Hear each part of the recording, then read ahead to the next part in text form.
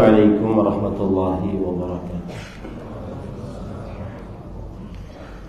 Bismillahirrahmanirrahim. Innal hamdalillah nahmaduhu wa nasta'inuhu wa nastaghfiruh wa na'udzu billahi min shururi anfusina wa sayyiati a'malina. Man yahdihillahu fala mudilla lahu wa man yudlil fala hadiya lahu. وأشهد أن لا إله إلا الله وحده لا شريك له وأشهد أن محمدا عبده ورسوله يا أيها الذين آمنوا اتقوا الله حق تقاته ولا تموتن إلا وأنتم مسلمون يا أيها الناس اتقوا ربكم الذي خلقكم من نفس واحدة وخلق منها زوجها وبث منهما رجالا كثيرا ونساء واتقوا الله الذي تساءلون به والأرحام إن الله كان عليكم رقيبا يا أيها الذين آمنوا اتقوا الله وقولوا قولا سديدا يصلح لكم أعمالكم ويغفر لكم ذنوبكم ومن يطع الله ورسوله فقد فاز فوزا عظيما. أما بعد فإن أصدق الحديث كتاب الله وأحسن الهدي هدي محمد صلى الله عليه وعلى آله وسلم وشر الأمور محدثاتها وكل محدثة بدعة وكل بدعة ضلالة wa kullu dhalalatin finnar. Alhamdulillah, kita bersyukur pada Allah Subhanahu wa taala pada hari ini Ahad ba'da subuh 24 Safar 1445 Hijriah, kita dimudahkan oleh Allah Subhanahu wa taala untuk kembali duduk bersama di Masjid Al-Ikhlas Dukuh Bima dalam sebuah kajian Islam ilmiah membahas a'malul qulub, amalan qalbu. Dan pada kesempatan pagi ini kita membahas amalan qalbu yang kelima, yaitu al-khauf. Indahnya merasa takut kepada Allah Subhanahu wa taala. Salawat dan salam semoga selalu Allah berikan kepada Nabi kita Muhammad sallallahu alaihi wa alihi wasallam, pada keluarga beliau, para sahabat, serta orang-orang yang mengikuti beliau sampai hari kiamat kelak. Dengan nama-nama Allah yang husna dan sifat-sifatnya yang mulia, kita berdoa, Allahumma inna nas'aluka ilman nafi'an wa rizqan tayyiban wa amalan mutaqabbala, Allahumma amin. Ahibati fillah, a'adhanillahu wa iyyakum jamaah Masjid Al-Ikhlas yang saya cintai karena Allah. Semoga Allah Subhanahu wa taala selalu memberikan afiat kepada kita di dunia dan di akhirat. InsyaAllah ta'ala, semoga tidak ada perubahan lagi. Kajian ini akan menjadi rutin adanya setiap Ahad pekan kedua ba'da subuh. Dan tema yang kita angkat sampai saat ini dan InsyaAllah 5 pertemuan ke depan, yaitu tentang amalan qalbu. Amalan qalbu yang sudah kita bahas ada 4. Yang pertama al-ikhlas, yang kedua al-muhasabah, yang ketiga asyukru, yang keempat as-sabr. Sekarang kita bahas tentang al-khawf. Sebelum kita membahas tentang al-khawf ini, tema ini penting untuk dibahas karena tema ini adalah tema yang membuat seseorang semangat untuk beramal saleh dan membuat seseorang takut untuk bermaksiat. Ini saja kalau seandainya menjadi urgensi atau pentingnya tema ini, al-khauf, maka sudah cukup. Amalan qalbu, merasa takut kepada Allah, salah satu faedahnya adalah membuat seseorang beramal saleh dan membuat seseorang takut bermaksiat. Jikalau faedahnya cuma itu saja, sudah sangat cukup. Belum lagi nanti faedah-faedah yang lain. Allah Subhanahu wa ta'ala berfirman di dalam Al-Quran tentang pujian terhadap orang-orang yang takut kepada Allah. Surat Al-Mu'minun ayat 57 sampai 61. Innal ladzina hum min khasyati rabbihim mushfiqun wal ladzina hum bi ayati rabbihim yu'minun wal ladzina hum bi rabbihim la yusyrikun wal ladzina yu'tuna ma ataw wa qulubuhum wajilah ulaika ila rabbihim raji'un ulaika yusari'una fil khairat wa hum laha sabiqun. Sesungguhnya orang-orang yang takut kepada Rabb mereka, mereka orang-orang yang beriman kepada ayat-ayat Allah, mereka orang-orang yang tidak mensyirikkan Allah, mereka yang apabila mengerjakan sesuatu maka qalbu mereka bergetar bahwa mereka akan dikembalikan kepada Allah. Orang-orang yang takut seperti inilah orang-orang yang bersegera mengerjakan kebaikan dan mereka berlomba-lomba. Jadi kapan kita malas beribadah dan meremehkan maksiat, terutama di zaman sekarang maksiat mata dan telinga dan lisan, maka takutlah kepada Allah. Niscaya akan semangat beribadah dan semangat takut bermaksiat kepada Allah Subhanahu wa taala. Lihat lagi dalam hadis riwayat Imam Tirmidzi, Aisyah radhiyallahu anha, istri Nabi Muhammad sallallahu alaihi wasallam, beliau bertanya, "Sa'alatin Nabiy sallallahu alaihi wasallam an hadhihi al-ayah." Beliau bertanya tentang ayat ini. Surat Al-Mu'minun ayat 60. Walladzina yu'tuna ma ataw wa qulubuhum wajilah. Orang-orang yang mengerjakan apa yang mereka bisa berikan dan qalbu mereka dalam keadaan bergetar, annahum ila rabbihim raji'un, bahwa mereka akan dikembalikan kepada Allah Subhanahu wa taala. Aisyah radhiyallahu anha bertanya, "Ahum alladzina yashrabuna al-khamra wa yasriqun?" Apakah mereka orang-orang yang qalbu mereka bergetar itu adalah orang-orang yang meminum minuman khamr, minuman yang memabukkan dan yang mencuri? Rasulullah sallallahu alaihi wasallam menjawab, "La, ya bint as-siddiq."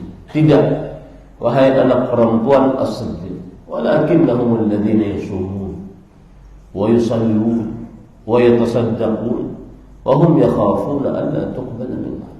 Akan tetapi mereka adalah orang-orang yang berpuasa, sholat, bersedekah, dan mereka takut tidak diterima dari mereka amal ibadah mereka. Ini yang membuat takut itu mempunyai kedudukan yang tinggi dalam agama Islam. Terutama sekali lagi saya katakan kita di zaman yang kasratil mulhiyat, mughriyat, banyaknya hal yang melalaikan, banyaknya hal yang menghanyutkan. Wa qillatul a'wan, sedikitnya kawan yang untuk mengajak kepada kebaikan. Saya beri contoh ya, biar kita bisa memberikan, memikirkannya di tengah kehidupan kita. Karena kalau teori saya susah untuk dipahami. Contoh di media sosial ditonton kan, kelahi di tengah jalan, yang dulu kita tidak pernah lihat itu, dan tidak banyak pun seperti itu. Kenapa bisa dilakukan seperti itu? Karena salah satunya adalah tidak takut kepada Allah. Senggol sedikit langsung main pukul, langsung netes darah. Kemudian hal kedua yang perlu disoroti juga adalah keperawanan perempuan, kegadisan perempuan yang sudah semakin minim. Sifat ketertutupan bagi perempuan. Karena kalau seandainya perbuatan fahisyah nampak di suatu kaum dan tidak ada yang mencegahnya, maka Allah Subhanahu wa ta'ala mengumumkan kebinasaan di kaum tersebut. Lam tadhharil fahishatu fi qaumin qad hatta yu'linu biha illa fasha fihim at-ta'un wal awja' allati lam takun madat fi salafihim alladhina madat. Tidaklah nampak perbuatan keji, fahisyah, syahwat yang diharamkan, pornografi, ataupun hal-hal yang di dunia nyata, keperawanan, kegadisan anak SD sudah sangat susah untuk dipertahankan. Apalagi naik SMP, apalagi naik SMA. Kata orang Arab, hadits wala haraj, ceritakan sesukamu. Apalagi di kalangan mahasiswa. Itu semua Rasulullah SAW bersabda, tidaklah nampak perbuatan fahsyah di suatu kaum sampai mereka mengumumkannya, tidak malu lagi untuk melakukannya. Maka melainkan akan tersebar di tengah mereka penyakit ta'un, penyakit mewabah dengan cepat dan tidak ada obatnya, dan penyakit-penyakit yang belum ada pada kaum-kaum sebelum mereka.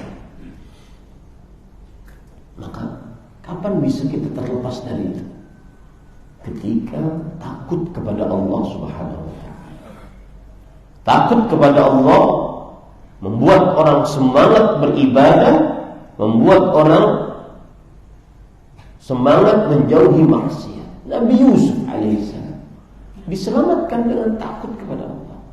Ketika istri gubernur Mesir Al-Aziz mengajak, "Hai talak, kesini engkau wahai Yusuf." Dalam keadaan yang diajak adalah Nabi Yusuf, yang mengajak sangat cantik, yang diajak anak muda, yang diajak orang yang bukan daerah tersebut, yang diajak adalah budak, yang diajak adalah orang yang di dalam pemeliharaan, yang mengajak penguasa, yang mengajak sudah berdatan habis di sebuah tempat. Hai kamu, apa yang menyelamatkan beliau? Ma'adzallah, innahu rabbi ahsana mathwaya, innahu la yuhibbul zalimin. Aku takut kepada Allah Subhanahu wa ta'ala. Di sini letak pentingnya ibadah qalbu al-khauf.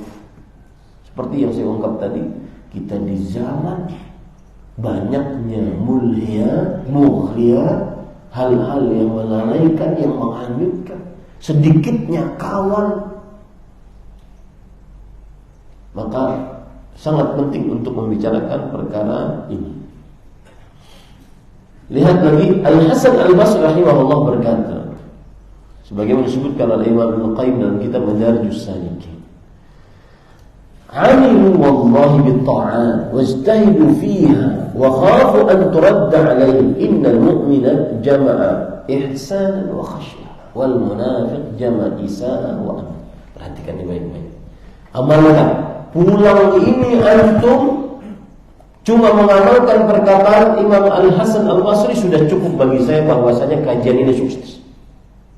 Beliau mengatakan, yang disebutkan di dalam hadis tadi, mereka mengerjakan ketaatan, mereka bersungguh-sungguh beribadah di dalamnya, dan kemudian takut tidak diterima amal ibadah mereka. Takut tidak diterima amal ibadah mereka. Sesungguhnya orang beriman mengumpulkan 2 poin. Ihsan, kalau beramal benar-benar maksimal, levelnya level yang paling fix, sempurna. Dan khasyah, takut kepada Allah, tidak diterima amal ibadah. Itu sikap paling eksklusif, paling dominan, karakteristik seorang muslim, mukmin. Mengumpulkan ihsan, beramal ibadah yang baik, dan takut tidak diterima amal ibadah. Saya dalam kunjungan bulan ini, saya sering mengingatkan kawan-kawan di Jabodetabek, saya katakan, berprestasilah di rumah. Di zaman yang orang-orang sudah banyak keluar rumah, berprestasilah di rumah. Rasulullah SAW bersabda, al-ibadatu fil harji kahijratin ilayya. Beribadah di masa-masa genting itu seperti berhijrah kepadaku pahalanya. Berprestasi dulu. Semestinya, terutama yang sudah lama ngaji, semestinya semakin banyak sholat sunnahnya, semakin banyak puasa sunnahnya, semakin banyak lisannya selalu basah dengan zikir. La yazalu lisanuka ratban bi dzikrillah. Masih saja selalu lisanmu basah dengan berzikir kepada Allah Subhanahu wa taala. Semakin banyak baca Qur'annya. Tidak usah melihat orang lain prestasi. Perhatikan diri sendiri. Prestasi kita ini apa? Karena Al-Imam Al-Hasan Al-Basri mengatakan, al-mu'min, sifat karakteristik orang beriman, jama'a baina ihsan wa khasyah. Ihsan artinya beramal ibadah, bukan sekedar beramal ibadah, tetapi beramal ibadahnya yang tingkatan ihsan. Kalau sholat, bagaimana sholatnya yang ihsan? Kalau puasa, bagaimana puasanya yang ihsan? Kalau baca Quran, bagaimana baca Qurannya yang ihsan? Kemudian khasyah, lalu dibarengi dengan rasa takut, takut tidak diterima amal ibadah, takut tidak dihapuskan dosa. Imam Ibnu Abi Mulaikah, seorang tabi, pernah berkata, adraktu 30 min ashabin Nabi sallallahu alaihi wasallam, kullahum yakhafuna ala anfusihim nifaq. Aku mendapati 30 sahabat Rasul sallallahu alaihi wasallam, seluruh dari mereka takut kemunafikan di atas diri mereka. Makanya pantas sekelas Umar bin Khattab berkata kepada Hudzaifah ibn Yaman, asammani minal munafiqin. Apakah aku terdaftar di dalam golongan orang-orang munafik? Takut. Makanya para ulama salaf mengatakan, man aminal khitam faqad halak. Yang merasa aman, pasti saya mati di atas kebaikan, pasti binasa. Yang merasa aman saat mati, yang merasa aman dirinya merasa pasti mati di atas kebaikan, pasti binasa. Ini para ikhwan dirahmati oleh Allah Subhanahu wa taala. Sedangkan orang munafik apa? Nih, perhatikan. Jamaah baina isa'ah wa amnin. Mengumpulkan antara perbuatan buruk, amalannya sudah buruk, amalannya sudah rusak, amalannya sudah sedikit, dan merasa aman. Itu orang munafik. Ini para ikhwan yang dirahmati oleh Allah Subhanahu wa ta'ala. Para ikhwah yang dirahmati oleh Allah Subhanahu wa ta'ala, makanya ada seorang yang dinukilkan perkataannya oleh Imam Al-Qayyim rahimahullah, Abu Hafs An-Naisaburi. Beliau mengatakan, al-khawf sirajun fil qalbi bihi yubsaru ma fihi minal khair wasyarr. Khauf itu lentera dalam qalbu kita. Dengan rasa takut kepada Allah, maka dia akan menerangi, memberikan petunjuk mana yang baik, mana yang buruk. Wa kullu ahadin idza khiftahu haribta minhu.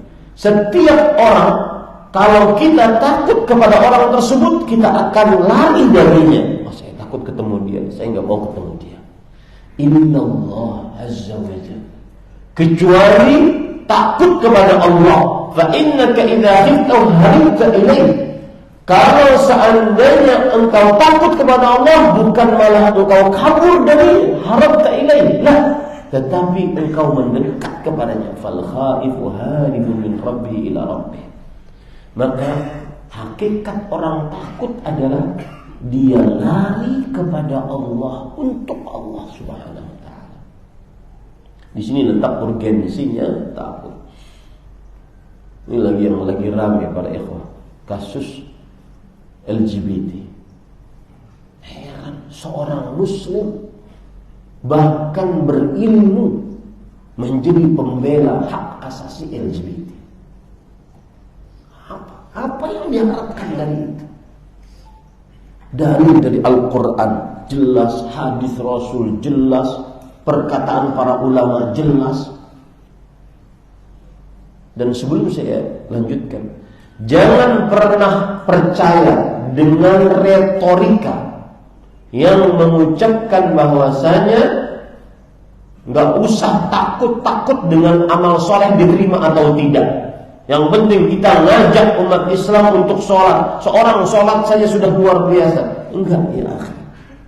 Takut tidak diterima amal soleh itu berdalil dari Al-Quran, dari hadis Rasul, pemahaman para salafus saleh, bukan dengan retorika Anda. Paham ya? Anda tersebar di media sosial, niatannya mungkin baik, yaitu mengajak manusia agar beramal saleh, bahwa Islam itu mudah, Islam itu ringan, Islam itu tidak sulit. Karena nanti kalau seandainya ada orang sholat ke masjid kemudian malah ditakut-takuti, jangan-jangan amal ibadahmu tidak diterima oleh Allah Subhanahu wa ta'ala. Enggak, kebalikannya. Rasa takut itu yang membuat orang sholat. Rasa takut itu yang membuat orang puasa Ramadan. Rasa takut itu orang yang membuat orang berhaji ketika mampu, berzakat ketika sudah sampai nisab, mengerjakan kebajikan-kebajikan. Jangan diputar-putar cara berfikirnya. Apalagi ini berdalil dari Al-Quran, hadis Rasul sallallahu alaihi wasallam. Paham yang saya maksud para ikhwan? Karena tersebar di masyarakat. Sudahlah, enggak usah, jangan ditakut-takuti umat bahwa amal ibadahnya tidak diterima oleh Allah Subhanahu wa taala. Mereka sholat saja alhamdulillah. Enggak. Harus tumbuhkan rasa takut kepada Allah Subhanahu wa taala agar mereka sholat. Kemudian setelah sholat, tumbuhkan lagi rasa takut. Jangan-jangan amal ibadah tidak diterima oleh Allah Subhanahu wa ta'ala. Akhirnya sholatnya sholat yang khusyuk. Walladzina hum fi salatihim khashi'un. Begitu cara berpikirnya. Jadi jangan main retorika dengan hawa nafsu Anda, ataupun dengan logika Anda, dengan perasaan Anda. Kita berdalil dari Al-Quran dan hadis Rasul sallallahu alaihi wasallam. Baik. Sekarang para ikhwan yang dirahmati oleh Allah Subhanahu wa taala,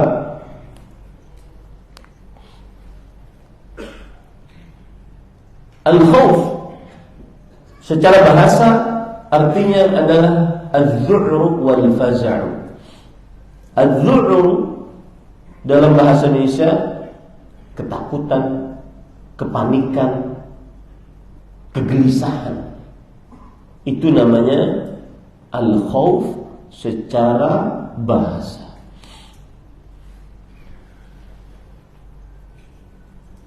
Adapun secara istilah syariat, maka al-khauf dijelaskan oleh Imam Ibnu Qudamah rahimahullah ta'ala di dalam kitab Mukhtasar Minhajul Qasidin yang ditulis oleh Ahmad bin Abdurrahman bin Qudamah rahimahullah ta'ala. Al-khawfu ibarah an ta'allumil qalbi wa ihtiraqihi bisababi tawaqqu'in mahruq fil istiqbal. Khauf adalah sebuah istilah tentang takutnya kalbu, paniknya kalbu, disebabkan karena perasaan sesuatu yang tidak nyaman akan terjadi di waktu-waktu yang akan datang. Itu takut secara istilah syar'i, yaitu sebuah istilah tentang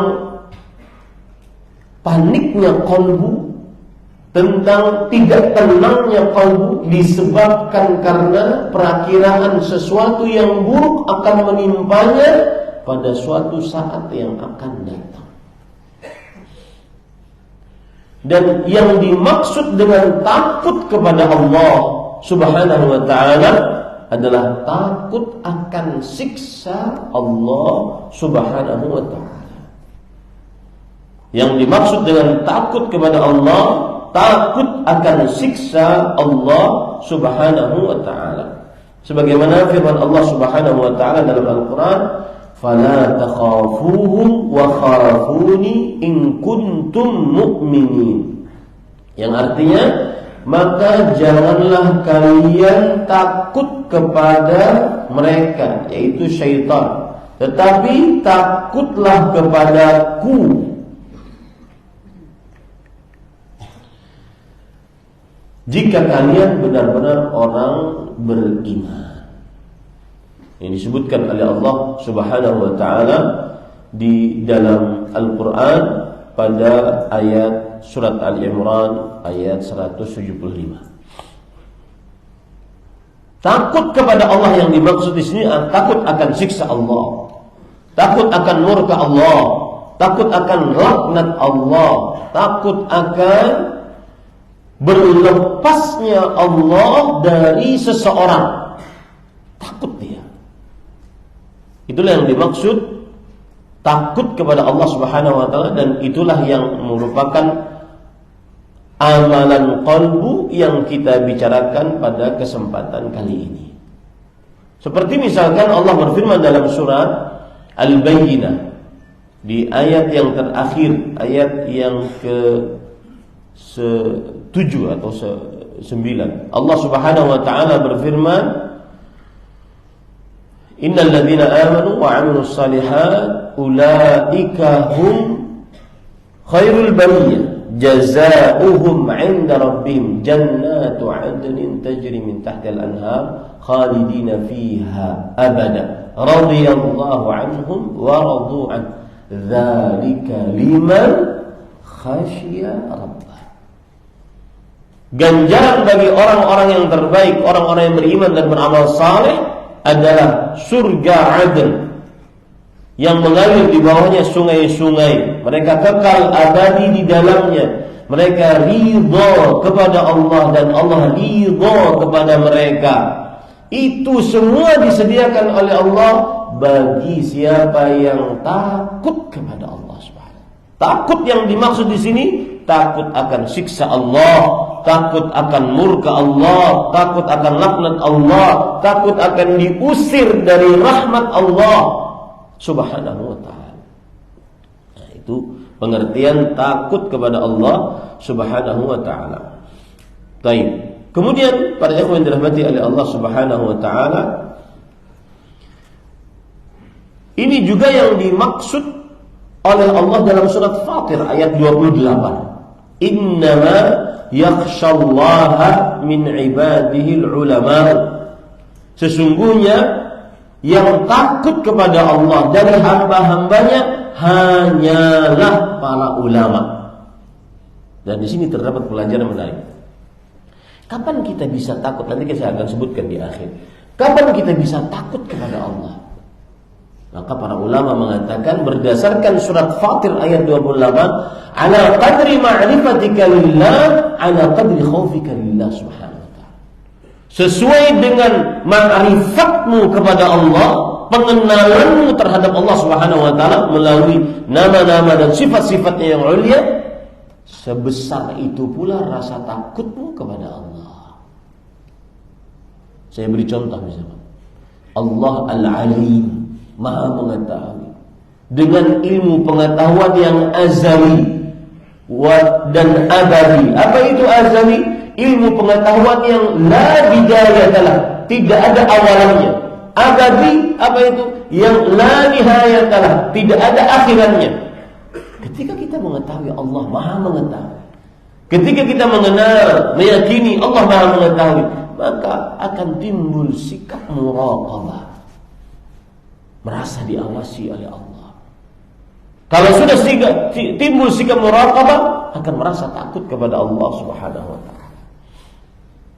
Contoh yang lain lagi, kita mengenal Allah As-Sami' Al-Basir, Maha mendengar, Maha melihat, maka kita akan sangat perhatian apa saja yang telinga kita dengarkan, apa saja mata kita yang kita lihatkan. Jangan sampai Allah melihat perbuatan kita yang buruk. Jangan sampai Allah mendengar apa yang didengar oleh telinga kita, hal-hal yang buruk-buruk, membuat rasa takut kepada Allah. Makanya tadi saya katakan orang paling takut kepada Allah adalah seorang yang alim. Semakin alim, semakin takut kepada Allah Subhanahu wa taala. Ini pelajaran menarik dari ayat ini. Semakin kita ngaji, semestinya semakin takut kepada Allah. Semakin kita ngaji, semestinya semakin jujur kita di dalam jual beli. Semakin kita ngaji, mengenal Allah, semakin kita tepat waktu kalau berhutang, bayar. Dan seterusnya. Ini para ikhwan yang dirahmati oleh Allah Subhanahu wa taala. Baik, sekarang kalau sudah kita pahami itu, arti takut secara bahasa, arti takut secara istilah syariat, arti takut kepada Allah, sudah kita bahas 3 poin. Yang keempat, apa bedanya antara al-khauf dengan al-khasyah? Karena di dalam Al-Quran dan dalam hadis-hadis Rasul sallallahu alaihi wasallam sering memakai kata khauf dan juga khasyah. Para ikhwan yang dirahmati oleh Allah Subhanahu wa taala, contoh tadi surat Fatir ayat 28. Innama yakhshallaha min ibadihi ulama. Sesungguhnya yang takut kepada, yang khasyah, saya tidak terjemahkan ya, yang khasyah kepada Allah dari hamba-hambanya hanyalah para ulama. Di sini Allah memakai kata khasyah, yakhsha, khasyah, yakhsha. Sedangkan tadi Allah berfirman di dalam surat Ali Imran ayat 175, "Fala takhafuhum wa khafuni in kuntum mu'minin." Jangan kalian takut kepada para syaitan. Khauflah kalian kepadaku jika kalian beriman. Lalu apa bedanya antara khauf dengan khasyah? Para ikhwan yang dirahmati oleh Allah Subhanahu wa taala, ada beberapa perbedaan yang disebutkan oleh para ulama rahimahumullah ta'ala. 1. Khauf adalah al-faza'u min ayyi syai'. Rasa takut dari segala apapun, itu namanya khauf. Rasa takut kepada binatang buas, rasa takut kepada orang yang lebih besar, rasa takut kepada penjahat, rasa takut kepada kegelapan, rasa takut kepada apapun. Sedangkan khasyah al-faza' minasyai'il mu'azzam, rasa takut kepada sesuatu yang diagungkan. Ini bedanya khauf dengan khasyah yang pertama.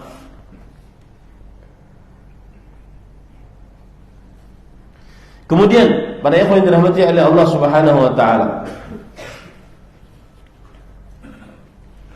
perbedaan yang kedua, al-khauf adalah rasa takut yang menyebabkan seseorang menjauh dari sesuatu yang ditakuti tersebut.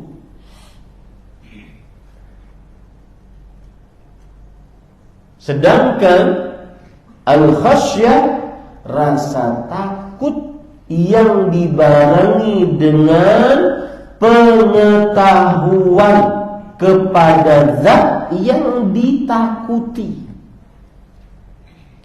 Dijelaskan oleh Imam Ibn Utsaimin rahimahullah, al-khauf al-mabni 'ala al-'ilm bi'azamati man yakhshah wa kamali sultanih. Al-khasyah adalah rasa takut yang dibangun karena kita mengenal zat yang kita takuti. Khasyah.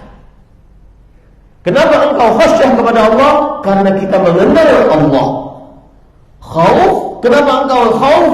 Karena kita takut. Sekedar takut, tidak mengenal. Jadi khasyah lebih khusus daripada khauf. Makanya Allah berfirman, innama yakhshallaha min ibadihil ulama. Sesungguhnya yang takut dari hamba-hambanya kepada Allah hanyalah yang mengenal Allah, al-alim. Ini perbedaan yang kedua dari rasa khasyah dan rasa takut. Makanya Rasul sallallahu alaihi wasallam bersabda dalam hadis riwayat Bukhari, "Ama wallah inni la atqakum wa akhsyakum lillah." Ketahuilah demi Allah, aku orang yang paling bertakwa di antara kalian dan paling khasyah. Di sini Rasul SAW memakai kata apa? Khasyah. Bukan hanya sekedar khauf. Maka ini sama seperti yang sudah saya sebutkan tadi. Orang mukmin mengumpulkan antara iman, antara ihsan dengan khauf. Dia harus ihsan, mengenal Allah sehingga berbuat yang baik kepada Allah. Level sholatnya bukan hanya sekedar selesai sholat, bukan hanya sekedar tunai kewajiban, tidak. Tetapi level sholatnya adalah bagaimana sholat yang diterima di sisi Allah. Karena itu menunjukkan rasa khasyah kepada Allah, pengenalan terhadap Allah Subhanahu wa taala. Nah, ini para ikhwah, itu adalah perbedaan antara apa tadi? Al-khauf dengan al-khasyah. Baik, yang kelima sekarang. Apa hukum merasa takut akan siksa Allah Subhanahu wa taala? Para ikhwah yang dirahmati oleh Allah Subhanahu wa taala, merasa takut kepada Allah hukumnya wajib dan min ahammil wajibat asy-syar'iyyah, termasuk perkara-perkara yang wajib yang disyariatkan dalam agama Islam. Imam Ibnu Qayyim al-Jauziyah rahimahullah di dalam kitab Madarijus Salikin mengatakan, manzilatul khauf, kedudukan khauf, wa hiya min ajalli manazilis tariq. Khauf adalah hal yang paling penting saat seseorang ingin menghadap kepada Allah. Jika seseorang ingin lebih taat, takutlah kepada Allah. Jika seseorang ingin jauh dari maksiat, takutlah kepada Allah. Wa anfa'uha lil qalb, rasa takut adalah yang paling bermanfaat untuk kalbu. Wa hiya fardun ala kulli ahad. Nah, ini yang kita bicarakan. Dan rasa takut kepada Allah wajib atas setiap orang. Bahkan beliau juga mengatakan, disebutkan ini dalam kitab Al-Awasim wal Qawasim fi Dzabbi an Sunnati Abil Qasim yang ditulis oleh Ibnul Wazir, bahwa al-khauf wajib wa huwa syi'arus salihin. Khauf itu hukumnya wajib dan dia adalah syiar, yaitu tanda nyata dari orang-orang saleh. Maka antum perhatikan teman-teman yang ada di sekitar Baik itu teman-teman sepengajian, teman-teman seusaha, teman-teman kolega-kolega, perhatikan khaufnya kepada Allah. Ada cerita menarik para ikhwan. Ada seorang ahli hadis namanya Syu'bah bin Hajjaj Al-Wasiti, Imam Syu'bah. Beliau berkata, sirtu masirata ayyamin wa layla. Aku pergi untuk mencari hadis kepada seseorang berhari-hari. Fa idza qadimtu, kalau aku sudah sampai kepada orang yang ingin aku ambil hadisnya, atafaqqadu salatahu. Aku perhatikan salatnya. Fa in dayya'aha rahaltu minhu. Fa qultu huwa lima siwaha adya'. Kalau aku lihat si fulan yang aku ingin ambil hadisnya ini meremehkan sholatnya, aku pergi darinya. Meskipun setelah berhari-hari aku menuju dia. Dulu tidak seperti sekarang, mudah transportasi. Ingin mengambil satu hadis harus berjalan bersabar berhari-hari, naik onta atau kuda. Tapi ketika aku lihat guru yang aku ingin ambil hadisnya tersebut, dia meremehkan sholatnya, rahaltu minhu. Aku akan pergi darinya, dan aku berkata di dalam diriku, huwa lima siwaha adhiya. Orang ini, jika perkara sholat saja dia sia-siakan, maka perkara-perkara yang lain, termasuk hadis yang dia hafal, pasti dia lebih sia-siakan lagi. Kapan itu muncul para ikhwan? Ketika punya rasa takut kepada Allah. Saya sebelum kesini kemarin, karena delay kan, kabut di Kalimantan Selatan sekarang kabut, delay 2 jam. Akhirnya banyak ketemu kawan-kawan yang aslinya dari Jakarta, karena nambang di Kalimantan. Minta pesan, saya bilang, lihat kawan-kawan sekitar yang seperjalanan dengan antum. Siapa yang takut kepada Allah, temani dia. Dan salah satu bukti dia takut kepada Allah, dia sangat perhatian dengan perihal salat. Dan sebagian orang kalau sudah safar meremehkan perihal salat. Maka takut kepada Allah Subhanahu wa taala hukumnya wajib. Dan itu perintah Allah. Kenapa dia wajib? Karena ada perintah Allah Subhanahu wa taala. Allah berfirman dalam surat Al-Baqarah ayat 40, wa iyaya farhabun. Dan hanya kepadaku hendaknya kalian takut kepada Allah. Kepadaku. Di sini Allah mendahulukan iyaya farhabun dan mengakhirkan kata kerjanya.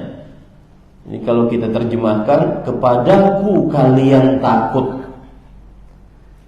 Hendaknya kalian takut. Semestinya kalau kita lihat dari literasi bahasa Arab, maka semestinya farhabuni, hendaknya kalian takut kepadaku, kunya di akhir. Tetapi Allah mengedepankan kunya, iyaya farhabun. Maka para ulama bahasa mengatakan taqdimu mahaqqut ta'khir yufidul ikhtisas.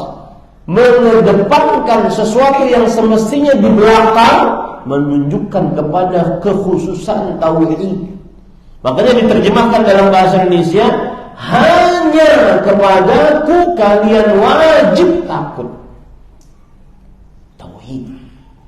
Wa iyaya, kepadaku kalian takut. Semestinya farhabuni, hendaklah kalian takut kepadaku. Tapi kenapa didahulukan kunya? Menunjukkan kepada pengkhususan tauhid.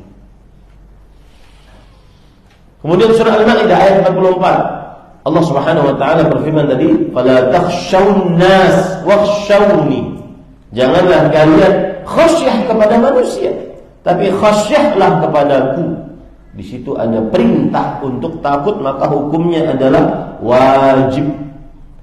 Itu satu. Kenapa takut kepada Allah hukumnya wajib? Karena ada perintah untuk takut. Yang kedua, kenapa takut hukumnya wajib kepada Allah? Karena takut merupakan syarat sahnya iman.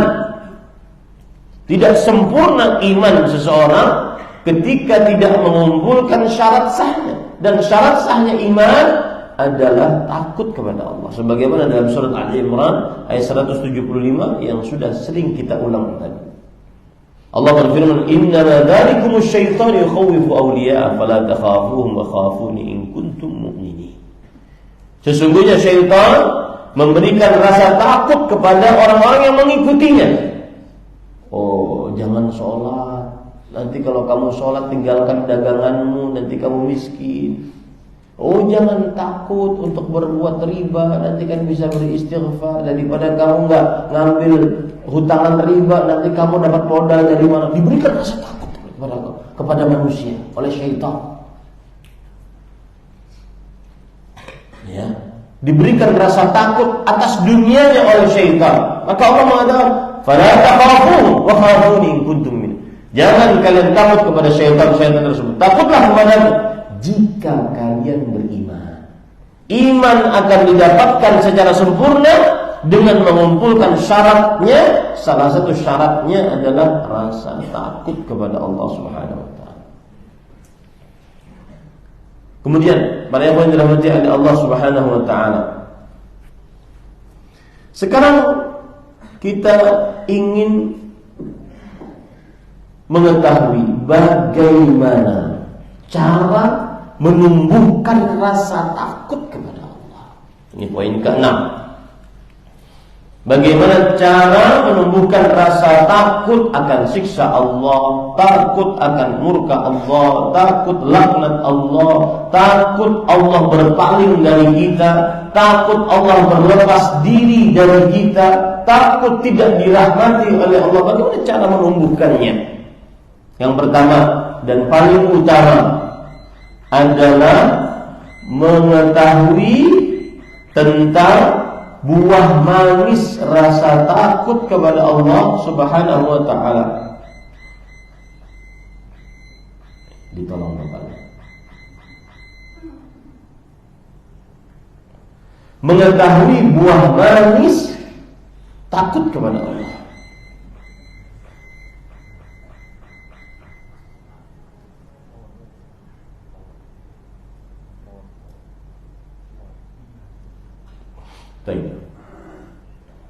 Apa buah manis takut kepada Allah?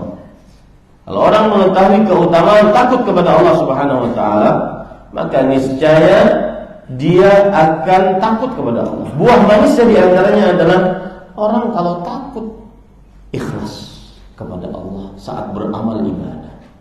Semakin takut, semakin ikhlas. Sedangkan ikhlas itu yang kita cari-cari selama ini. Allah Subhanahu wa taala berfirman dalam surah Al-Insan ayat 9 sampai 10. "Innama nut'imukum liwajhillah la nuridu minkum jazaa'an wala syukura. Inna nakhafu min rabbina yawman 'abusan qamtarira."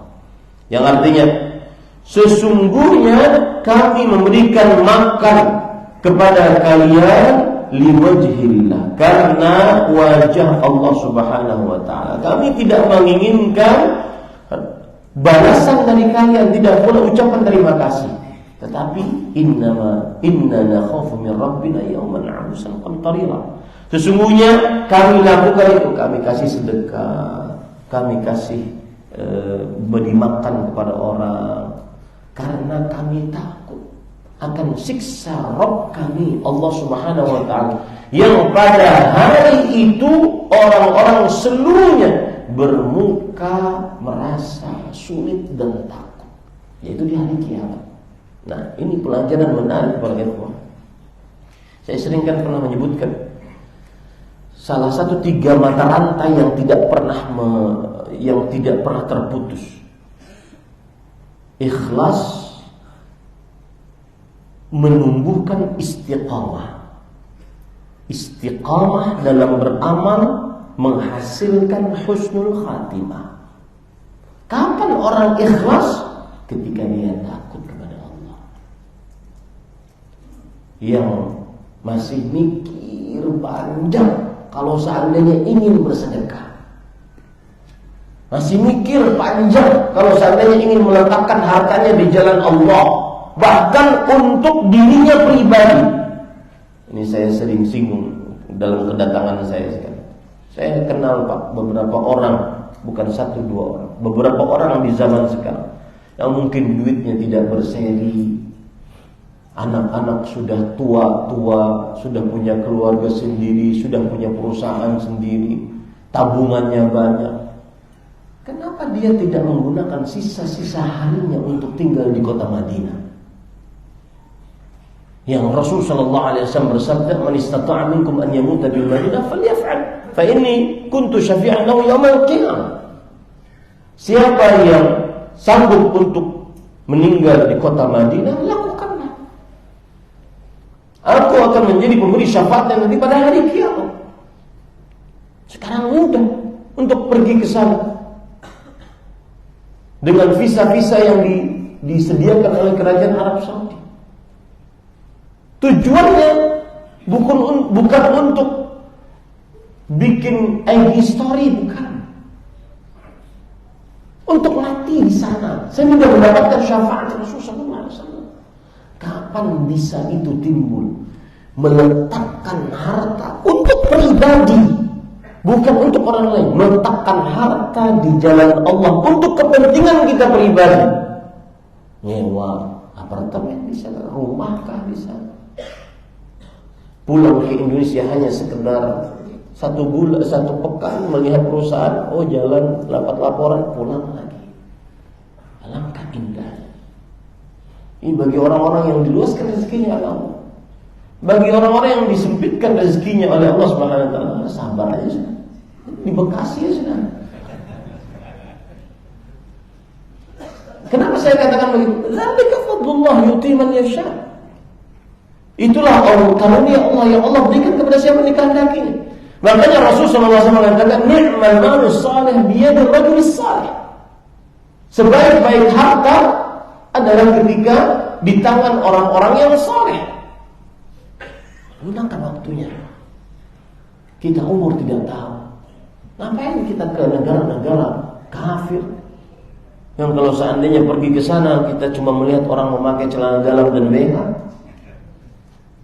Jauh pemandangan. Saya pernah diundang ke sebuah negara seperti negara-negara seperti itu. Saya syaratkan saya mau asalkan saya ditempatkan tinggal di samping masjid. Kayak di sini ada kamar. Saya pas waktu pengajian baru keluar. Kemudian setelah itu baik Ustaz, sudah berjalan. Dan biasanya kalau ke negara-negara seperti itu gak bisa seperti ke Jakarta, Jumat, Sabtu, Ahad, Senin pulang, gak bisa. 2 pekan meninggalkan keluarga, meninggalkan anak istri. Setelah 2 pekan mereka katakan, Ustaz, ayo kita keluar. Langsung ke bandara. Enggak Ustaz, malam ini harus keluar atau sore ini harus keluar. Kita mencari hadiah untuk anak-anak. Nah, kalau sudah bawa anak-anak susah. Tapi Ustaz nanti kalau di pasar atau di pusat perbelanjaan, Ustaz nunduk aja.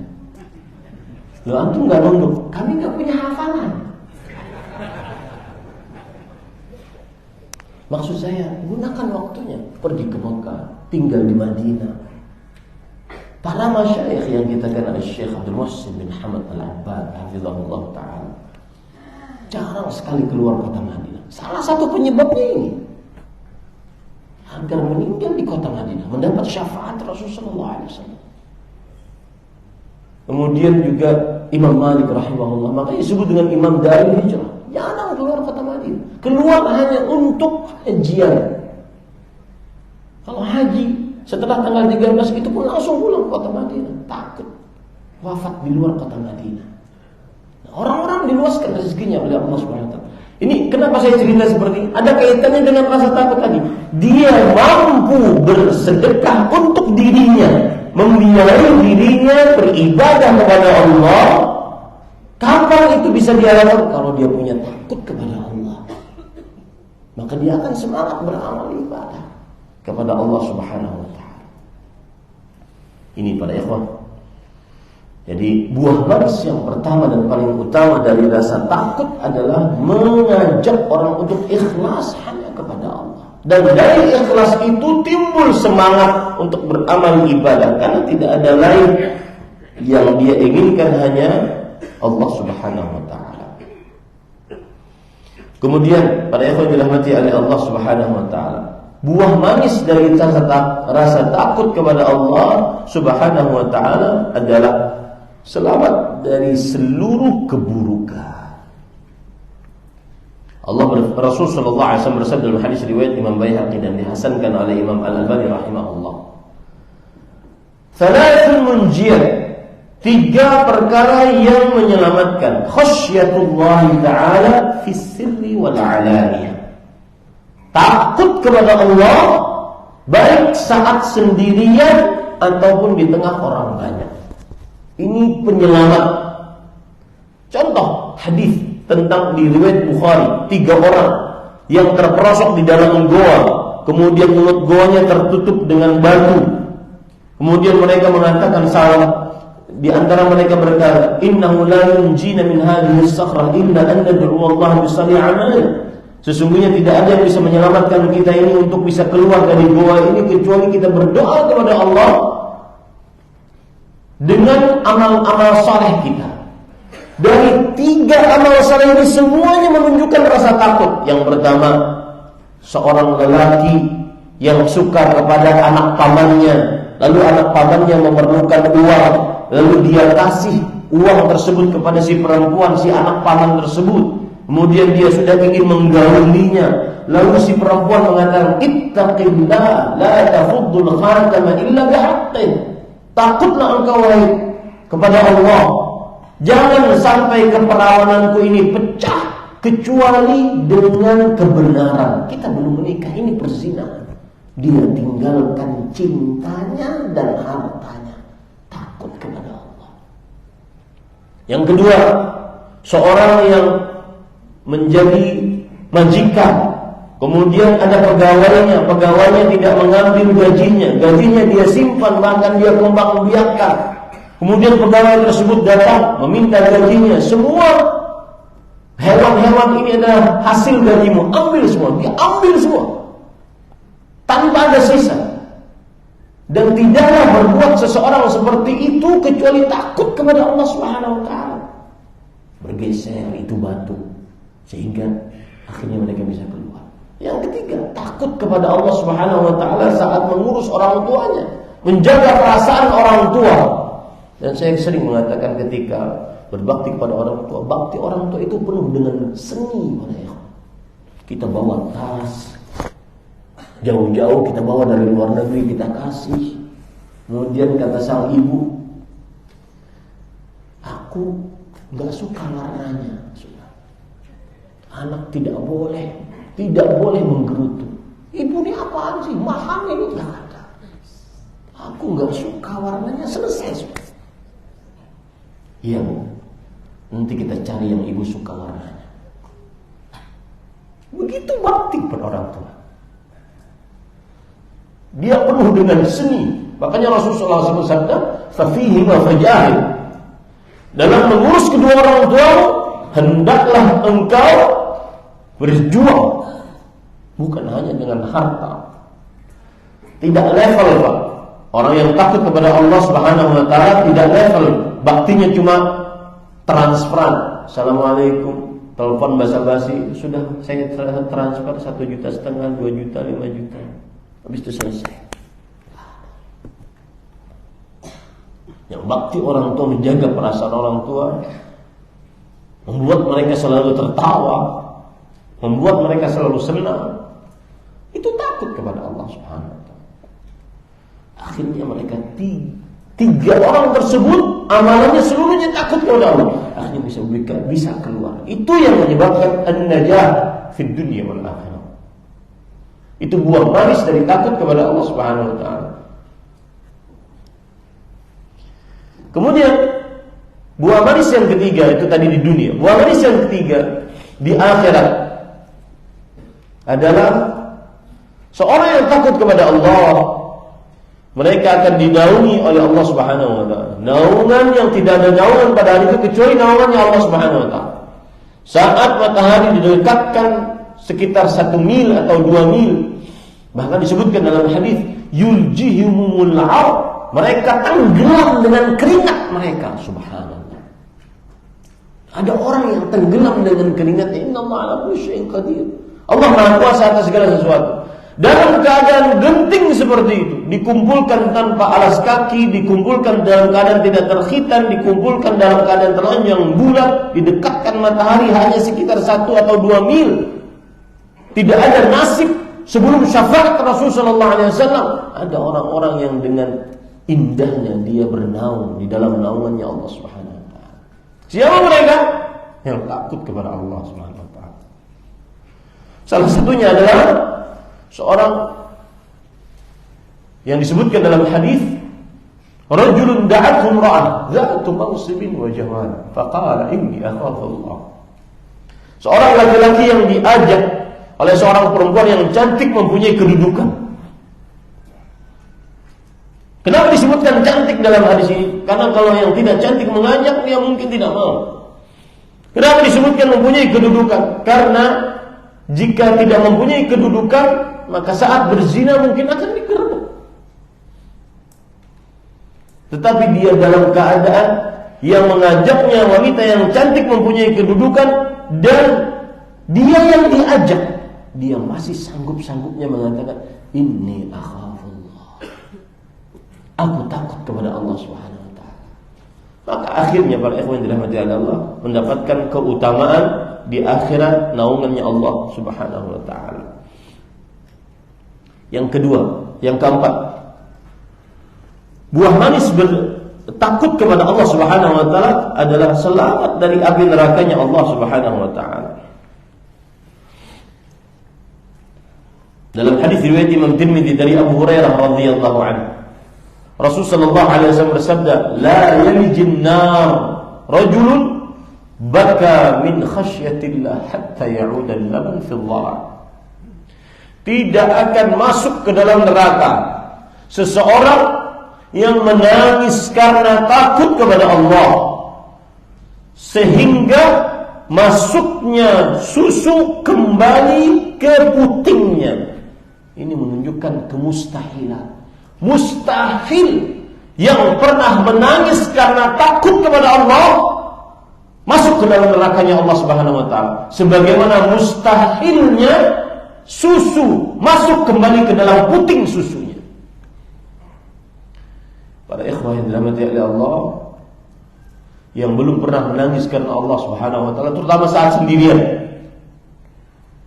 Terutama saat sendirian, maka cobalah itu. Cobalah ibadah tersebut. Saat sendirian tidak ada orang yang mengetahui, terlepas dari semua komunikasi, alat komunikasi.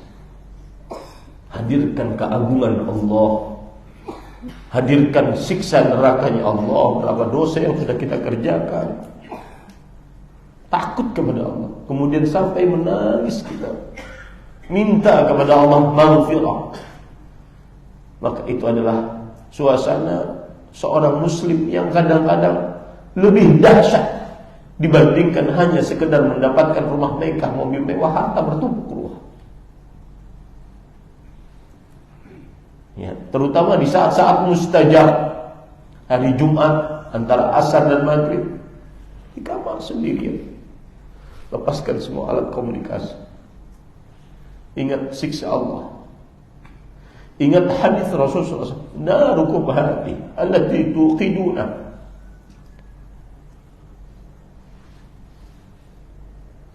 juz min 76 juz'an min nari jahannam.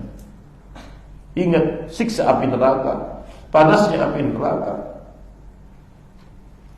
Api kalian ini, kata Rasulullah, yang kalian hidupkan di dunia, ini adalah panasnya 1 bagian dari 69 bagian dari panasnya api neraka jahannam.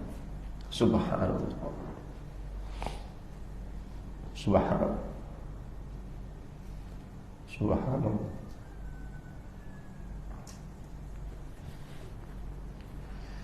Yang kelima, buah manis beriman, buah manis rasa takut kepada Allah Subhanahu wa taala adalah mendapatkan nikmat yang paling afdal di surganya Allah Subhanahu wa taala, yaitu ridha Allah.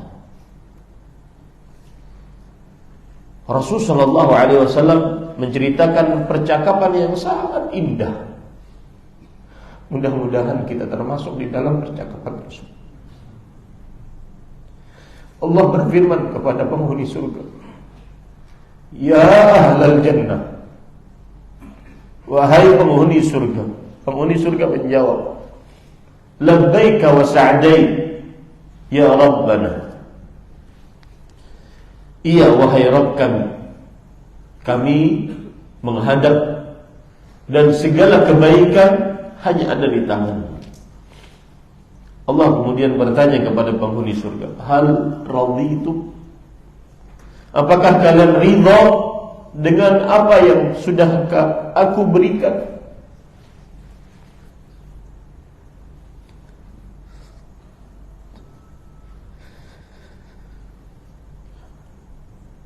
Allah tidak ingin penghuni surga tidak ridha dengan nikmat yang Allah sediakan di dalam surga.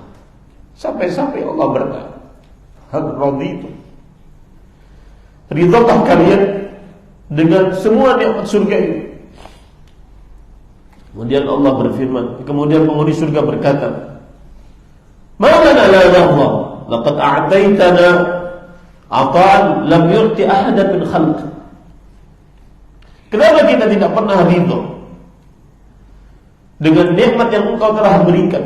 Engkau telah memberikan nikmat yang tidak pernah Engkau berikan kepada seorang pun dari makhluk-makhluk. Kemudian Allah Subhanahu wa taala fayakshiful hijab. Lalu Allah Subhanahu wa taala mengatakan, "Uhillu 'alaikum ridwani fala askhatu 'alaikum abada." Aku halalkan ridhaku untuk kalian. Aku tidak akan pernah murka kepada kalian selamanya. Inilah nikmat terbesar yang dirasakan oleh penghuni surga. Allah berfirman, "Wa ridwanun minallahi akbar." Ridha Allah Subhanahu wa taala lebih besar. Ini didapatkan oleh siapa? Oleh orang-orang yang takut kepada Allah Subhanahu wa taala. Allah berfirman dalam surah Al-Baqarah ayat 8, "Radhiyallahu anhum wa radu an dzalika liman khasyiya rabbah." Allah ridha atas mereka dan mereka ridha atas Allah. Yang demikian itu bagi seorang yang khasyah kepada Allah, bukan hanya khauf tapi khasyah kepada Allah Subhanahu wa taala. Kemudian pada ikhwan dirahmati oleh Allah, itu adalah kiat yang pertama agar kita takut kepada Allah Subhanahu wa taala. Kiat yang kedua yaitu mengagungkan Allah Subhanahu wa taala. Mengagungkan Allah Subhanahu wa taala. Mengagungkan zat Allah, kebesaran Allah, kuasa Allah. Agungkan Allah Subhanahu wa taala. Saya jujur Pak ikhwan, kalau lagi ceramah, salah satu jenis ceramah yang saya suka adalah ketika menjelaskan tentang Allah, tentang agungnya Allah. Kenapa? Karena di samping bangga mempunyai Tuhan yang saya ibadahi dengan keagungan yang luar biasa, tapi juga berharap pahala sebagaimana disebutkan oleh Rasul sallallahu alaihi wasallam. Beliau bersabda, "Man dzakarani fi ma dzakartuhu fi mala'in khairun." Siapa saja yang mengagungkan aku di hadapan manusia, aku akan agungkan dia di hadapan malaikat yang lebih mulia daripada manusia. Ceramah yang saya suka mengagungkan Allah Subhanahu. Karena itu yang dicintai oleh Allah Subhanahu wa taala. Agungkan Allah Subhanahu. agungkan karunia Allah, agungkan nikmat Allah, agungkan zat Allah. Lihat makhluk-makhluk yang besar-besar seperti kursi, seperti langit, kursi, kemudian air, kemudian arsy ya Allah Subhanahu wa ta'ala. Rasulullah SAW pernah mengatakan kursinya Allah Subhanahu wa ta'ala itu kalau kita melempar cincin di padang pasir,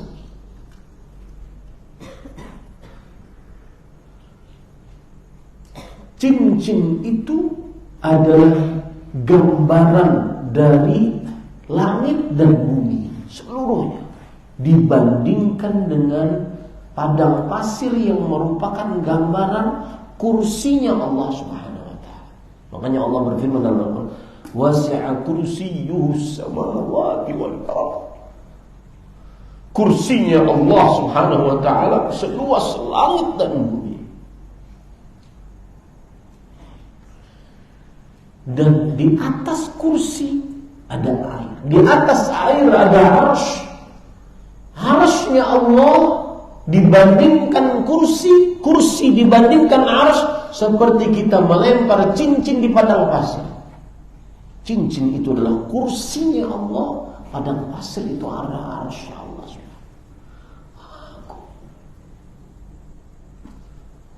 Tumbuhkan itu dalam qalbi, tundukkan hati kita, maka niscaya kita akan takut kepada Allah Subhanahu wa ta'ala. Allah berfirman dalam surah Az-Zumar ayat 67, "Wa ma qadarullah haqqa qadrih." Mereka tidak mengagungkan Allah dengan sebenar-benar pengagungan. Wal ardu jami'an qabdatuhu yawmal qiyamah. Dan bumi seluruhnya di dalam genggaman Allah pada hari kiamat. Was samawati matwiyatun biyamini. Langit-langit dari mulai langit dunia 1, 2, 3 sampai 7 dilipat oleh Allah dengan tangan kanan Allah Subhanahu wa ta'ala. Bagaimana kita tidak mengagungkan Allah Subhanahu wa ta'ala? Ini para ikhwah, terutama nanti di hari kiamat ketika manusia sudah dibangkitkan oleh Allah, ditiupkan sangkakala, wafat seluruh manusia, Allah berkata, "Anal Malik, aku sang raja. Anal Jabbar, aku yang maha perkasa. Anal Mutakabbir, aku yang maha sombong. Ainal Jabbarun, ainal Mutakabbirun." Mana orang-orang yang congkak? Mana orang-orang yang sombong? Bagaimana kita tidak mengagungkan Allah Subhanahu wa ta'ala jika mendengar hadis-hadis seperti ini? Ini para ikhwan yang dirahmati oleh Allah Subhanahu wa ta'ala. Kemudian salah satu cara yang ketiga ini, agar kita mengagungkan Allah, banyak-banyak baca Quran. Di zaman kitab-kitab selain Al-Quran lebih banyak dibaca, dan itu tanda hari kiamat. Kemarin pagi saya ceramah dengan judul fikih tanda kiamat. Salah satu tanda kiamat sughra, inna baina yaday sa'ah zuhurul qalam. Sesungguhnya tanda kiamat adalah nampaknya pena, banyaknya kitab-kitab yang menyibukkan manusia sehingga meninggalkan Al-Quran. Ya, usahakan para ikhwah, ada waktu kita dekat dengan Al-Quran setiap hari. Dan termasuk daripada orang-orang yang diajukan oleh Rasulullah SAW kepada Allah karena menjadikan Al-Quran sesuatu yang diabadikan. Wa qala Rasul, ya Rabbi inna qaumi ittakhadhu hadzal Qur'ana mahjura. Rasulullah SAW bersabda, wahai Rabbku, sesungguhnya kaumku menjadikan Al-Quran ini sebagai sesuatu yang diabaikan. Termasuk pengabaian terhadap Al-Quran adalah lebih banyak mendengarkan selain Al-Quran, lebih banyak membaca selain Al-Quran. Handphone kita. Ada perkataan yang menarik kemarin saya dengar dari Syekh Abdul Razak bin Muhsin. Kata beliau, kalau seandainya ikbab itu gini Pak, bahasa Arabnya. Ini kan ada gadget, saya melihat seperti kita melihat HP.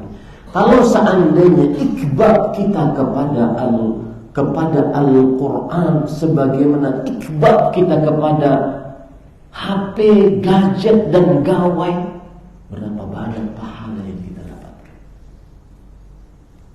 Subhanallah. Berapa kali hatam kita? Ini para ikhwan yang dirahmati oleh Allah. Maka Imam Al-Qayyim rahimahullah, "Falaysa syai'un anfa'a lil 'abdi fi ma'ashi wa ma'adi wa aqrabu ila najatihi min tadabburil Qur'an wa italatit ta'ammul."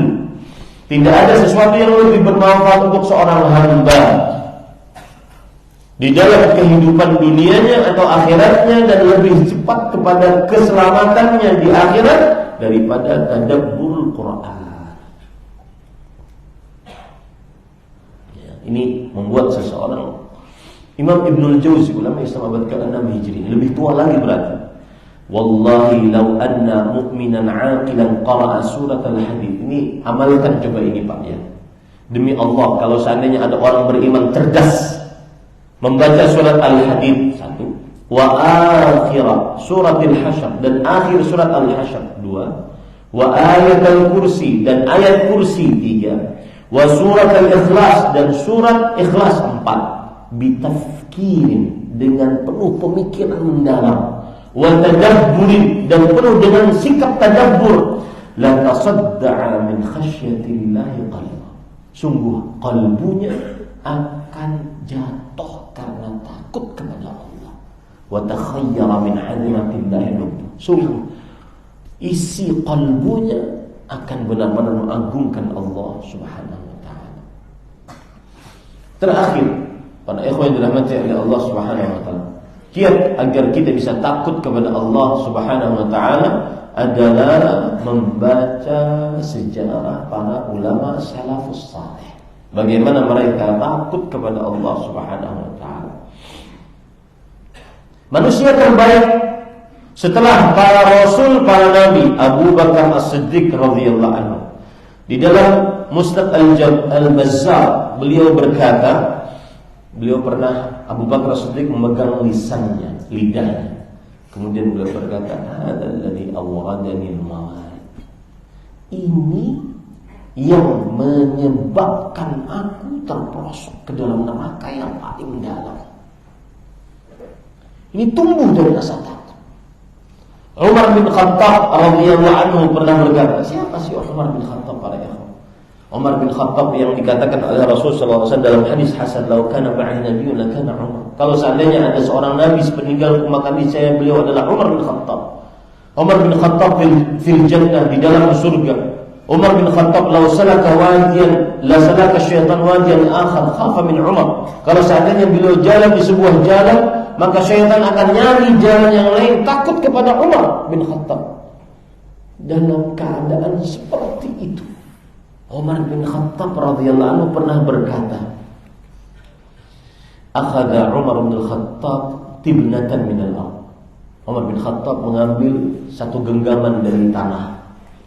Kemudian beliau berkata, "Ya laitani kuntu hadhihi tibnah." Alangkah indahnya jika aku menjadi tanah ini. Laitani lam ukhlaq. Alangkah indahnya aku belum diciptakan. Laita ummi lam talidni. Alangkah indahnya ibuku tidak melahirkanku. Laitani lam aku syai'an. Alangkah indahnya aku tidak menjadi sesuatu apapun. Laitani kuntu nasyan mansiya. Alangkah indahnya aku orang yang dilupakan dan tidak diingat lagi sama sekali oleh orang-orang. Ini timbul dari rasa takut kepada Allah Subhanahu wa taala.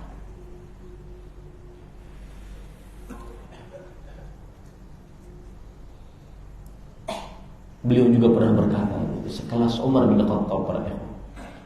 Kata beliau, disebutkan di dalam kitab Hilyatul Awliya, "Ya ayyuhan nas, wahai manusia, innakum dakhiluna al-jannah." Kalian akan masuk ke dalam surga. Kullukum ajma'un. Seluruh dari kalian masuk surga. Semoga seluruh dari kalian masuk surga. Illa rajulan wahidan. Kecuali cuma satu orang. khiftu an akuna ana huwa. Aku khawatir satu orang tersebut akulah orangnya. Subhanallah. Mudah-mudahan kita lebih takut kepada Allah Subhanahu wa ta'ala. Abdullah bin Abbas, ini saya dalam kunjungan kali ini di beberapa majelis saya sebutkan, kita harus menjadi berprestasi di dalam kehidupan kita, terutama di rumah ya para ikhwah. Beberapa pekan yang lalu ada Syekh Ibrahim bin Amir Rahim.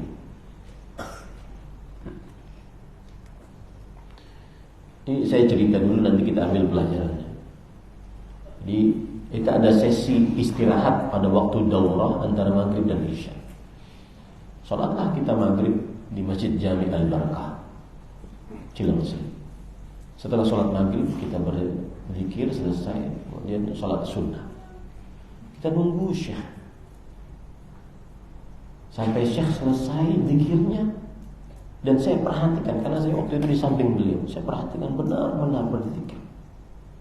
Mulanya benar-benar digerakkan. Karena itu yang disebutkan oleh Rasulullah SAW. Iqtidna bil anamin. Hitunglah tasbih, takbir, tahmid kalian dengan unmulah. Unmulah itu ujung kuku ini. Sampai selesai beliau bangun. Sholat 2 rakaat setelah maghrib. Kami kira selesai. Setelah sholat 2 rakaat bangun lagi. Sholat 2 rakaat. Kami kira selesai lagi. Setelah sholat lagi, salam lagi, bangun lagi sholat 2 rakaat. Langsung saya tanya kepada muridnya yang terdekat, yang beliau selalu bawa bersama. Syekh berpendapat ada 6 rakaat setelah maghrib. Iya. Dan itu adalah pekerjaan para salafus saleh. Abdullah bin Mas'ud radhiyallahu anhu mengerjakan itu. Para ikhwah yang dirahmati oleh Allah, yang sudah lama ngaji terutama, buktikan ilmu yang sudah diambil dengan amal yang banyak. Ahli ilmu, ahli amal. Terutama di rumah, saat seseorang tidak banyak yang lihat. Lihat sekarang Abdullah bin Abbas radhiyallahu anhu. Disebutkan dalam kitab Musannaf Ibnu Abi Syaibah. Kana Ibnu Abbas radhiyallahu anhu tahta aynayhi mithlu asy-shirak al-bali min ad-dunya. Abdullah bin Abbas radhiyallahu anhu di bawah kedua matanya ada air, ada semacam aliran air mata karena keseringan menangis karena Allah Subhanahu wa taala.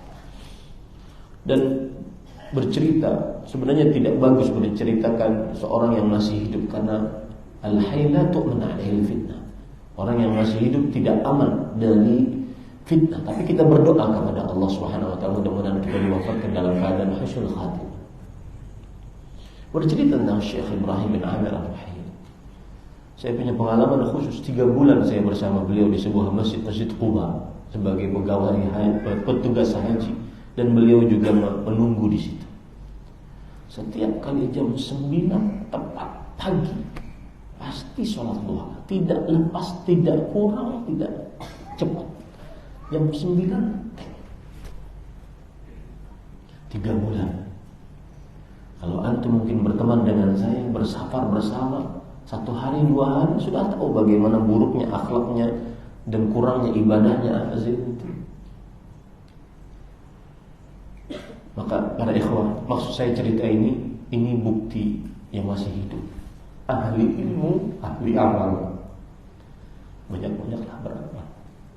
Buat prestasi diri sendiri di dalam rumah masing-masing.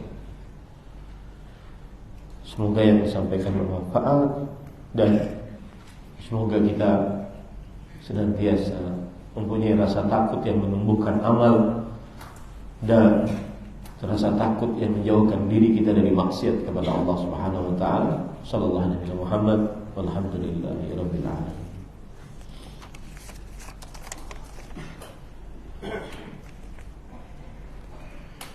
Bagaimana di negeri kafir yang kehidupan mereka dari zaman dahulu, kaum wanitanya mengumbar aurat, kemaksiatan di mana-mana, namun mereka hidup biasa-biasa saja, Ustaz. Dan bagaimana bentuk hukuman Allah kepada mereka karena kemaksiatan Mereka mohon penjelasan. Jawabannya adalah kita kan yang melihat biasa-biasa saja. Yang jauh melihatnya biasa-biasa saja. Bahkan mungkin melihat modern, teknologi canggih. Mungkin melihatnya biasa-biasa saja. Ya. Akan tetapi para ikhwan dirahmati oleh Allah Subhanahu wa taala, mereka penuh dengan kesulitan hidup.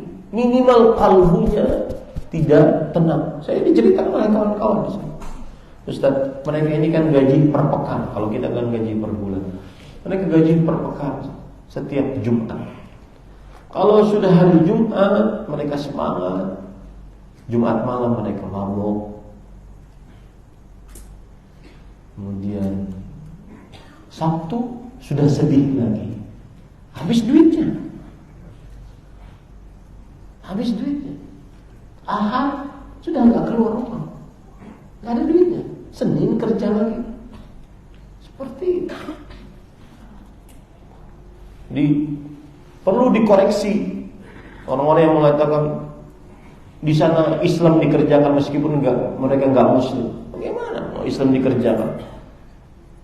Banyak kawan-kawan saya sopir-sopir ketika menerima tamu, sopir tersebut muntah karena mabuk di mobilnya.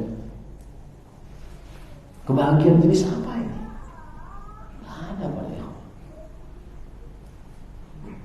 Belum lagi apa yang disebut dengan istidraj, penguluran waktu dari Allah Subhanahu wa taala. Diberikan harta, kemudahan hidup, keindahan hidup, tapi kemudian disiksa di akhirat. Wallahu a'lam. Bagaimana cara menangkal maksiat mata, telinga, lisan dan lainnya? Dikarenakan saat ini banyak media sosial atau kuatnya pengaruh buruk di lingkungan, di luar, walaupun sudah sholat, zikir, puasa sunnah dan bersedekah. Jawabannya adalah kita harus tahu kapasitas diri kita. Saat kita tidak sanggup melawan itu semua, maka lepaskan itu semua. Tidak ada solusi lain kalau sudah tidak sanggup. Makanya saya katakan kepada kakek-kakek saya yang mungkin hadir sekarang, atau paman-paman saya yang hadir, yang tidak punya media sosial, yang handphonenya jadul, kalau dilempar kucing-kucingnya mati, bersyukurlah. Mengurangi dosa mata, dosa telinga. Ya. Kemudian yang kedua, harus ada istihad, harus ada usaha. Jangan menyerah, harus ada usaha. Walladzina jahadu fina lanahdiyannahum subulana wa innallaha ma'al muhsinin. Orang-orang yang berjuang di jalan kami, sungguh kami akan beri petunjuk kepada jalan-jalan kami. Sebesar perjuangan untuk taat, sebesar itu petunjuk kemudahan datang dari Allah. Ini para ikhwan yang dirahmati Allah. Makanya Allah berfirman, "Wal innallaha yuhibbul muhsinin." Allah menyukai orang yang berbuat ihsan. Ihsan itu apa? Berusaha untuk berbuat kebajikan. Meskipun kadang-kadang jatuh bangun, meskipun kadang-kadang kembali lagi kepada maksiat, terus sampai ada rasa benci di hadapan maksiat ini. Saya meninggalkannya karena Allah, bukan karena nggak ada kesempatan. Saya meninggalkannya karena benci maksiat ini, karena Allah, bukan nggak ada kesempatan. Sampai pada saat itu, maka berhasillah seseorang. Wallahu a'lam. Bagaimana cara menasihati orang yang belum punya kendaraan motor? Kalau tidak pakai riba, maka tidak punya kendaraan motor. Kalau nabung, maka lama memiliki motor. Jazakumullahu khairan. Maka para ikhwan yang dirahmati oleh Allah Subhanahu wa taala, saya akan menasihati dulu dari sisi tidak boleh meminjam atau membeli sesuatu yang bukan daruriyat dengan maksiat. Kita tidak boleh memiliki sesuatu yang bukan daruriyat. Daruriyat itu hal-hal yang sangat fundamental, harus milik. Kalau tidak punya itu, mati kita. Sekarang antum nggak punya motor, mati? Nggak bisa naik. angkot bisa naik, nggak mati. Itu satu. Tidak boleh melakukan yang haram, terutama praktik riba, untuk sesuatu yang bukan dzaruriyah, yang bukan menyebabkan kepada kematian, kecacatan atau yang semisalnya. Yang kedua, para ikhwan yang dirahmati Allah, nasihat saya bagi siapa yang ingin punya motor, bangun kepercayaan kepada teman-teman yang ada di samping antum sekarang. Pak, afwan Pak, saya belum punya motor, bisa minjem duit Pak.